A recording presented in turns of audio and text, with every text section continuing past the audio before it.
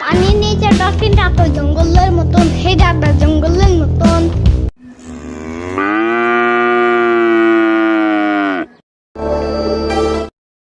ইয়ামিন, কি খাও? চিপস। ইয়ামিন, গরুর দাম কত?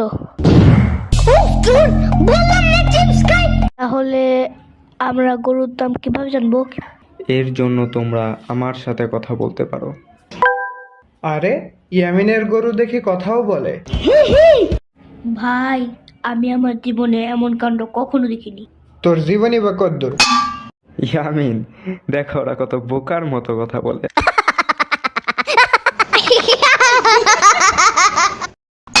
এই হাম্বা, বলো তোমার দাম কত? আমি আমার দাম বলবো, কিন্তু একটা শর্তে। শর্ত? কি শর্ত? তেমন কিছু না, জাস্ট আমার সিংহের একটা গোতা আর একটা লাথি খেতে হবে। ওরে বাপ রে, ছোট বাপ। আচ্ছা ইয়ামিন, সাম্বা কেন গরুর হাটে আসে না? মনে হয় ভয় পায়, বাট কাউরে বুঝতে দেয় না।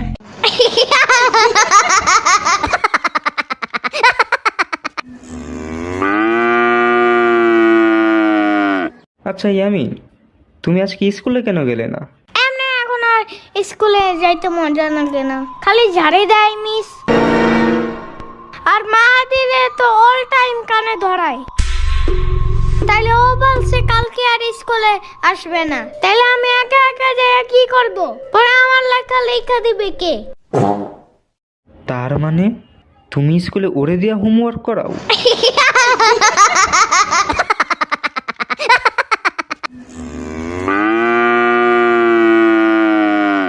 ইয়ামিন, জানো এক ধরনের সাপ বের হয়েছে, আর ওই সাপগুলা নাকি খুব ভয়ঙ্কর। আরে ধুর, চুপ থাকো তো। তুমি দেখছো কখনো? আরে না, আমি দেখি নাই, বাট শুনছি। এদের নাম নাকি রাসেল ভাইপার। ঢাকার আশেপাশে নাকি আছে সাপগুলা। এই সাপগুলা অনেক ভয়ঙ্কর, এদের কামড়ে নাকি মানুষও মারা যায়। এমনি বললো না, আমার হাত বুট বেড়ে যাইতেছে। আরে তুমি হার্ট বুট বাড়েও না। ভয় লাগলে কি করতে হয় সেটা বলো। ভয়টা তো জানি না, তবে রাসেল ভাইপার দেখলে 5 ফুট দূরে থাকতে হয়। তবে এই সাপ যদি কামড় দেয় 2-3 ঘন্টার মধ্যেই হসপিটালে নিতে হবে। পানির নিচে ডলফিনটা তো জঙ্গলের মতন, হে ডাকটা জঙ্গলের মতন।